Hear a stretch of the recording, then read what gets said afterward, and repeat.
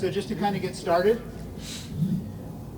given that each of your teams had relative success in 2021, does that change how preseason is handled versus when you were a brand new coach or when you were building a team? And Gio, since you went through the cup, we'll start with you. Yeah, I mean, in some things it changes because Seattle and Colorado, they are in the Conca Champions, so they had to start earlier. So they're a little bit ahead in schedule. They have to prepare earlier. So of course, for them it's a little bit different. But for all of us, I mean, even if we did well last year, we all want to be competitive. We want to come back very strong. So we're always trying to find all the pieces, how we can get better. In preseason is a very important part of, to make sure that we put everything on the players for what they're going to give us during the year. And Brian? Well, what I would say is, to start off with, thank you all of Tucson, all the fans that are here. I see some Portland fans. I mean, that's okay. I like that. That's okay. What I would say is that I am truly thankful for a lot of different reasons. I am with a person who, kicked me out of the playoffs. I am with a person that won our division, and I'm against my arch rival who made it to a MLS Cup this year. So I'm very thankful for sharing the stage with these three gentlemen. As the senior member of the coaching staff here, I'm going to just sit back and let all the young guys, the experts, answer all the questions. So if that's okay with you, ask Pablo the next question. So before we get to Pablo, so Robin, since you now had actually a couple seasons to build and obviously progressed up the ladder in the Western Conference and now the reigning regular season champions, has preseason changed for you? Yeah, before I get to that, I have to thank Brian because it's been a long time since anyone's called me young anything. So well, you're really younger than I am. Are we sure? Yes. I'm not so sure. All right. Well, I appreciate it anyway. Yeah, for us, it's this year feels like our starting point is ahead of where it's been. And when you have a new team and you're trying to implement new ideas, new principles, you're really starting from scratch, and it's a lot of repetition of very basic things. And I feel like this is the first year that I felt like we kind of jumped in where we left off last year. The thing that you'll find is, the thing that all of us as players know is, even though we were only off for, 4 weeks, 5 weeks, you lose that little bit of intensity that makes a difference between mid-season form and early on form. So there's definitely still certain things that are always the same in trying to get players back into that feeling of how intense you have to be and how close you have to close people down, and just things that, the expression I've used is, you have to get comfortable being uncomfortable again. And so for that, it's the same, but in terms of where our players are, we feel like we're ahead of where we've been, and it's actually nice to start in a position where we're really concentrating on details more than actual principles and basics from the very beginning. You didn't like that question. And Pablo, now as like your answer. Youngest coach. Okay. As the youngest coach, now that you've had the interim tag taken off, how do you approach this preseason now that you have at least a half season with you guys under your belt? Yeah, again, just want to express the gratitude to be on the stage with these coaches, coaches that are mentors to me, whether they know it or not. Spent a lot of time watching the way they prepare their teams in lieu of how we're going to go about it. So again, it's a real privilege to be here. As a coach in preseason, I think for us, having had a crazy run to end the last season, was really about coming back into preseason and trying to pick up where we left off.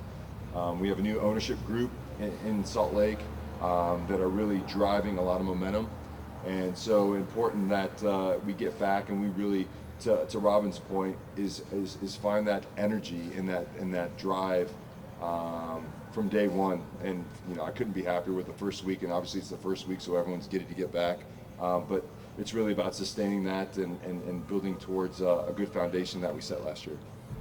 And then just kind of for the group as we transition, how important is it, and I know you guys have a game tomorrow night, how important is it to get game action?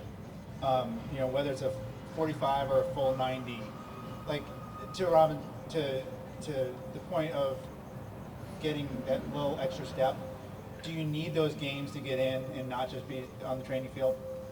Is that for me? For any of you? Yeah, absolutely. It's critical, and it's one of the reasons why we all come. The facilities here are fantastic. The fields are great. Everything in Tucson is fantastic. But one of the reasons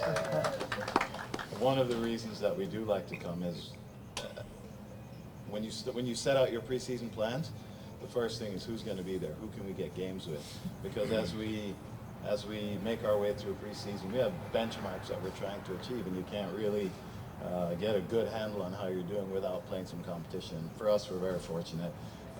These three teams are excellent teams, and really, really important that we play teams like this because it's the test. And you see what works, you see what doesn't work. This time of year, we try things, and a lot of things get thrown out the window based on some of these games. But without the games and without the quality of games that we have, it wouldn't be the same. We could play lower league teams, college teams, and you really don't learn about yourselves. But when you play against teams that are very well coached with very good players, that's when you can really find out where you are. So Gio, do you want to share what you're going to try again tomorrow? Definitely. No, the good thing is always this game. I think we always have played I told Gio my lineup already. He already knows. You changed lineup already. He knows already. No, so the great thing is, there's great rivalry, but there's great respect. And last year we needed a game. It was crucial for us, and we needed to play against a competitive team. So we went up to Seattle. Kind enough, Brian was good for us to be able to play a good competitive match. And now they are on the same scenario for us to be able to be very competitive for them. So my thing in my mind right now is to be as competitive as I can. That way they have a good game, but also get the fitness that we need for our players in order to make sure that we progress. Because as Robin said, these games are very important for us because they set the tone of what we're going to find now during the season. And it's very important to make this game very meaningful because if you don't play good games during this time, you have a false sense of that you are in a place that you're really not. So playing these matches is very, very important. So I'd like to add on to Gio a little bit here. So when he was in Champions League, we made a game for him on his time schedule, which is collaboration. And although we are arch enemies, we still have the respect for each other, the franchises, that we make favors for each other. And he was very respectful for us. This year, we're going to have a competitive game. I think that's critical because our jobs, we have good jobs. Look, we have decent jobs. There is pressure for us. But it's a good job. I enjoy my job. I know these guys enjoy playing the game that we grew up. Robin mentioned we were all players at some point. We all appreciate the jobs, and it's a good feeling for us to be cooperative within MLS in some of these bigger tournaments. So anytime I could help any of you when it comes to Champions League, because that is one of the competitions that MLS wants to do well in. So when we play against some of the Mexican teams, Leagues Cup this year, we had a good run into the final. I know we lost there in the final to Santos, but that was entertaining. That was exciting for us as a franchise. We had good results, and I'm always watching. I always hope for the best. We've had a couple of teams that have been right there in the finals. Montreal, Toronto, I know we've been close, but no team really from MLS has won a CONCACAF Champions League. So that's one of the things that I know our franchise strives for, and we appreciate the help. Likewise. So I feel like Brian's got a sneak peek at all my questions. So we'll start with Pablo. You all are former players. So what have you learned or what did you experience as players getting ready for preseason that has kind of lent yourself to how you coach and how you get your teams prepared? I think for me, it's the balance because I think you have to put in the work. But one of the things that it's a little thing, but guys having dinner away and getting on their own and really building relationships that I think carry on to the field. And so I think just finding that right balance where you get them to push further than they think they can, and with that, you give them a bit of normalcy, and it's not always team, and it's not always this. It's them building relationships away from the game, and that was really important for me as a player, and that's something that I tried to give these guys. Robin? Repeat the question, please. I was just thinking about a story I wanted to tell about Pablo, but I'll tell that later. Let's hear the Pablo story. I mean, let's get that one out there right away. Come on. I was What's the actually Pablo story? thinking, so it's a long story. Pablo's from Phoenix, so he's from here. I first met him when he was playing in an under-17 national championship years and years ago when I was coaching in an under-19 girls team from Colorado. And myself and our fellow coach had just started cheering for this kid from Arizona from this team because he was so damn good. And the three of us were like literally following this team around, watching them play. We're trying to win a national championship ourselves with this under-19 girls team. And we couldn't stop following this kid around. We're going, Pablo, Pablo. No idea who he was at the time. Shows up in the league a couple years later, several years later. A couple years after that, we fall into a national team camp together. And it was my first chance to really get to know him, and I've always admired him. And the next year, he got traded to Colorado. And the thing about Pablo is he's a super intense player and coach. And that's actually one of the things that he does really well for his team. He gets them to play with his level of intensity. But by the time he came to Colorado, I think I was 34, 35, and established in the league, and nobody's tackling me in practice. They just know who I am, and that's the way it is. And I remember Pablo's first day of practice. Ball comes, he comes sliding in 2 foot. I like jump out of the way and go, what the? I go, oh, that's right. This is Pablo. This is how he trains. This is how he treats every single minute. And when you talk about what did we do? How does that translate into what we did for preseason? The one thing you find out is everyone isn't you. That's my biggest coaching lesson that I learned in my first stint as a head coach, is that everyone isn't you, so they're not motivated the same way. But I do know the types of players that I like and that I want to get, and Pablo is the epitome of that type of player. Because this is a guy that if it was 5v2, if it was soccer, tennis, he would absolutely break your neck to win. And he was 100% engaged. And that's the thing one of the things that I take from my playing into coaching is you have to be able to train the way that you play, and it starts day one. And you have to have that level of intensity, and I just think it's the only way to play the game. You have players who can float in and out, they're super talented, but if you're floating in and out, you're not my kind of player. I want somebody I want a group who is really committed and works really hard, and from day one, they actually do their work in the off season, and when it comes to day one, they're ready to go with that sort of intensity. And when I look back at my career, no one epitomizes that more than Pablo. So whenever I see him, I think about that, and I think about what the standard should look like. I'm gonna pile on here just for a quick second. So, one of the beauties of Tucson is the fields are all kind of together, and we all go out, and we all, as coaches, we all talk to each other as we walk out. But then we're always watching what the other coach is doing. It's normal, right? And so I was watching Pablo's session today, and he did a little 3v2 transition drill that he had going right in front of our fence. And so me and Preki are standing there, and we're watching, and we're going, God, that's what we do, and how we do this, and Pablo's doing this. And it was intense. I mean, it was there, and that you could tell that the players were having enjoyment in what they were doing. And I agree, Robin. I think what you do very well, Pablo, is he gets the best out of his players, because the training environment is a good training environment. And so my job, what I feel personally is my job as a coach, as a manager, is to get the best out of people. And whether you're in a corporate job or a soccer job or any sort of management job, you just want to make sure that the people that work with you maximize their talents. And I think you did a good job today, because we were watching and it was very good. I enjoyed that. He was great. Gio, do you have any Pablo stories? So many. No, but we were talking also today, it's incredible. And then it goes back to what you asked before as well.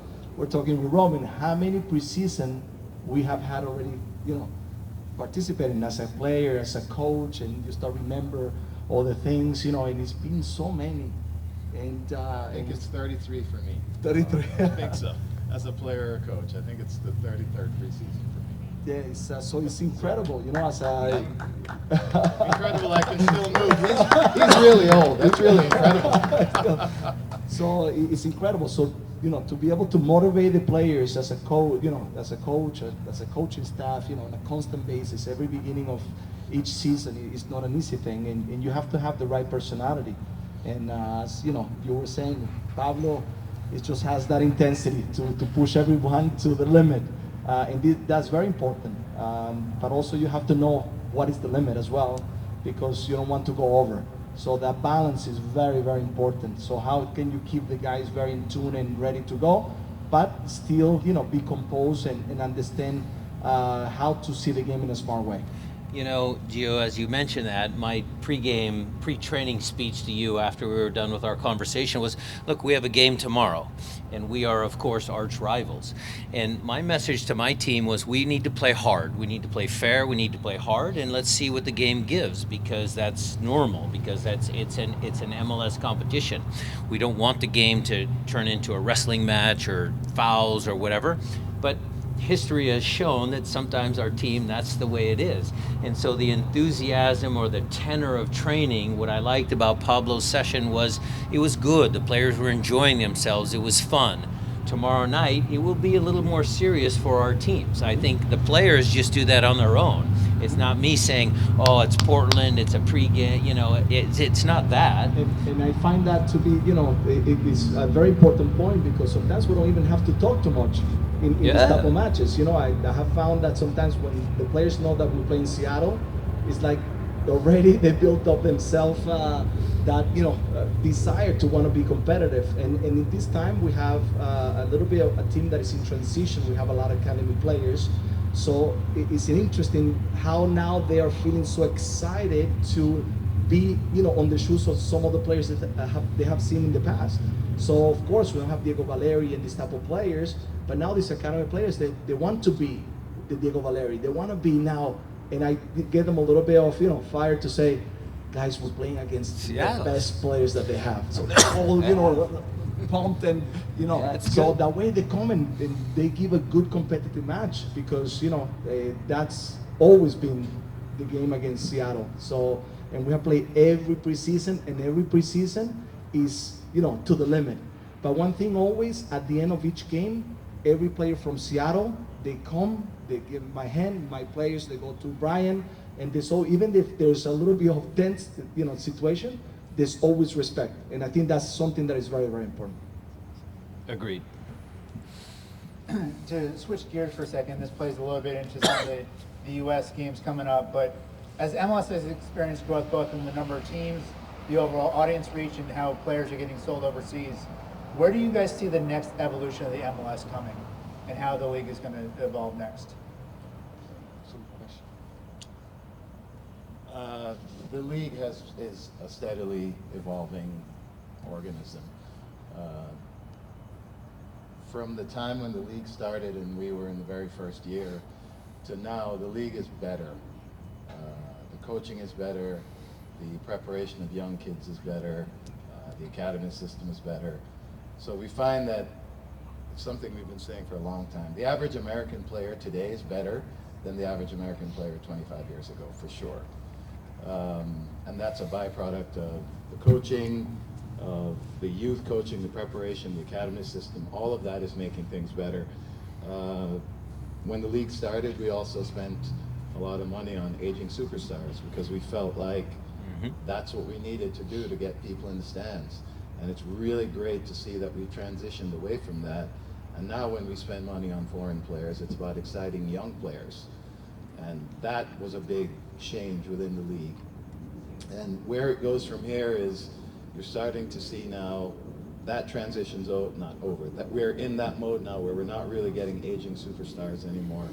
I feel like, I don't think there's really been one since Thierry Henry, I guess, Zlatan. But we're moving towards, the game has changed so much from 1996 to now. And if you talk to the sports science guys, the game is all about running. We thought we ran a lot, not even close to what they do now in terms of sprint distances and that sort of thing. So the game is definitely getting younger on the global stage. It's getting younger here. And what's really interesting, you talk about what's the next evolution, is the fact of how many players are now getting sold abroad from this league, from the academy systems. It's an absolutely fantastic thing, because around the world, that's how clubs make their money. big TV contracts, whatever. But at the end of the day, player movement is how clubs make their money.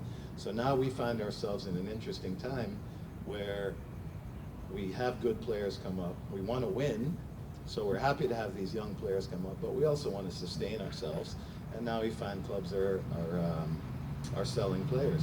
And it's an interesting balance. Pablo used that word earlier. It's an interesting balance because a team like FC Dallas, who I think we're calculating has made 30-something million in the last 24 months, but haven't made the playoffs in 2 years. So now it becomes a question of what do you want your model to be and what are you trying to achieve, and can you do both? And I think that's what we're all striving for, is to have players that can sustain our teams and move them along when we have other young players that can come in. And so we want to have success, but we also want to be able to sell players. And I think we're all in the same business, regardless of if our clubs have more or less money. At the end of the day, I think we're all interested in doing that.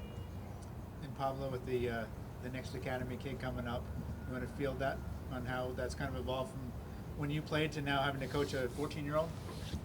Yeah, it's going to be an interesting league for sure.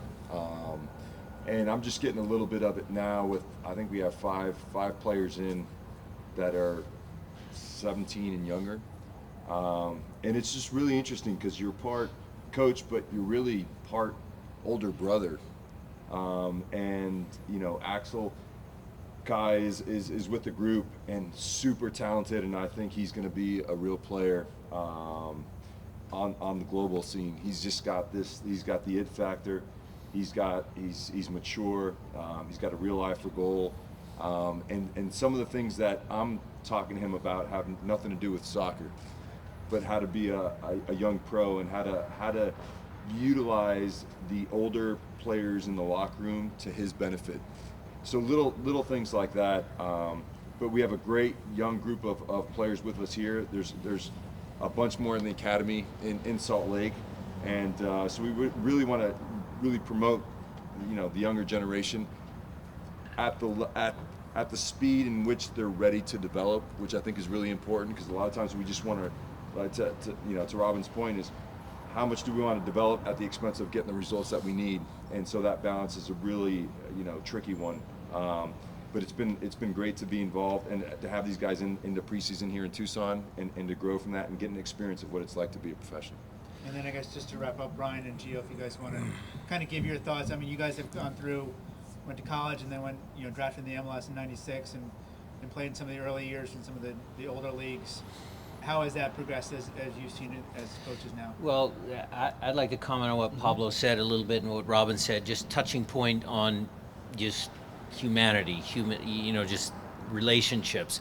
Outside of your parents and your school teachers, coaches have a big influence on young people's careers. And you have a 14, 15-year-old kid, 16-year-old kids. I mean, I have older children. I know where you guys are in your lives with older kids, but my kids are all in their 30s. But, you know, it's an important role. It's something that I don't take lightly. I think it's changed. There's a little bit of change from the good old days when we used to do stupid things in the locker room and everything. But now we have 16, 17-year-old kids where we have to actually pay attention. And it just has to be, these are young men and they're the future of your club, and you have to bring them up the right way. And Pablo was telling me the story today about how he manages some of the young kids, and I say, yeah, that's just what we have to do. So there's common threads between the four of us. And then on a personal note to Robin's thing is, I remember the 1994 World Cup. And I was there, and my late great friend Fernando Clavillo was on that national team, and we paid attention. I was there in Colombia when, you know, we beat Colombia and all of those experiences. And then 2026 is around the corner, believe it or not.